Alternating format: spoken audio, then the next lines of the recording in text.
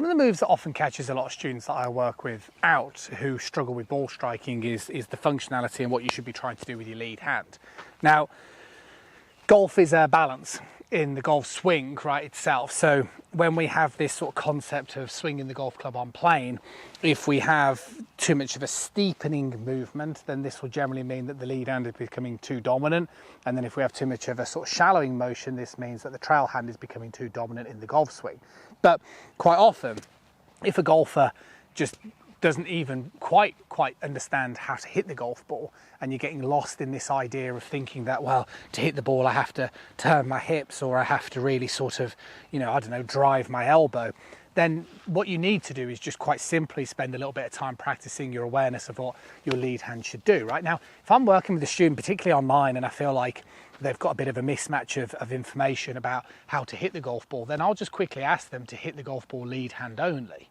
And I can almost instantaneously tell, based upon their sort of practice swings, whether they're going to do a good job. So a lot of people might look a bit kind of this way and then kind of like this and swinging like so. Some people might really sort of struggle where they're kind of doing this sort of movement. And really what you need to do is lift your lead arm up. Okay, so you elevate your lead arm up into the air, and then you got to pull it down, right? And if I lift my left arm up and down, can you hear what happens?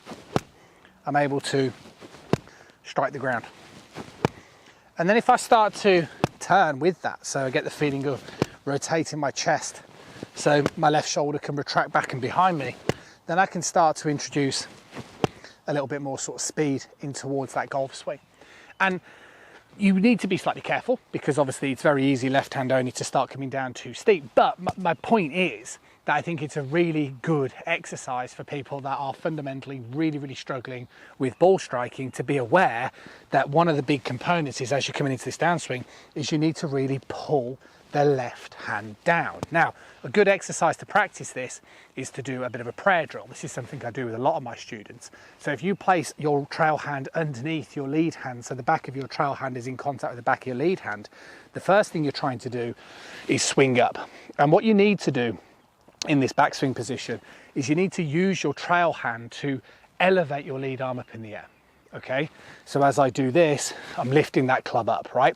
Now this is quite a clever drill, because responsibility, similar to what I said at the beginning of this video, what is my right arm doing, what is my left arm doing, and they're not necessarily doing the same thing. And then in this interaction, my right hand is elevating my left arm up in the air, right?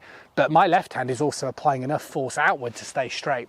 And what I mean by this is that if my right arm bends too much, it collapses that whole relationship. And if my left arm doesn't apply enough force outward, it collapses this relationship. So this is a really sort of clever exercise, as long as you do it with an element of mindfulness of what it really feels like. Now, as you then go to switch this into the downswing position, you want to pull that left arm. And you should feel that, right? And if I've got a student and I do it and then I ask them to pull and they're guiding the club out here, it's weak, right? And that's why you'll be fundamentally losing so much distance. So the moral of the story is, don't underestimate the power of what your lead arm should be doing, and particularly from an element of up and down movement. And I think if you start practicing that, and if you're somebody who's quite a poor ball striker, you're going to be really surprised by the results. I'll see you soon. So hopefully you enjoyed the video, but let me tell you something. There's a much easier way for you guys to be seriously improving your game, and online lessons have never been any easier or any more affordable. If you head over to the website, you'll see examples of different programs that I offer, but I promise you, you'll be absolutely amazed at a couple of things. One, how easy it is nowadays to participate in online lessons. I work with students that send me videos from the course, that send me videos from the range, that send me videos from home. You'll be astounded how you're probably not doing the things that you should be doing, and how helpful it will be for me, very much personally, myself, to keep a watchful eye on your progress. I've also got a video library and some structured content over there as well to help guide you on your way. But keep watching the tips, subscribe for more of those. But like I say, there is an easier way to ensure you're on the right path. I'll see you soon.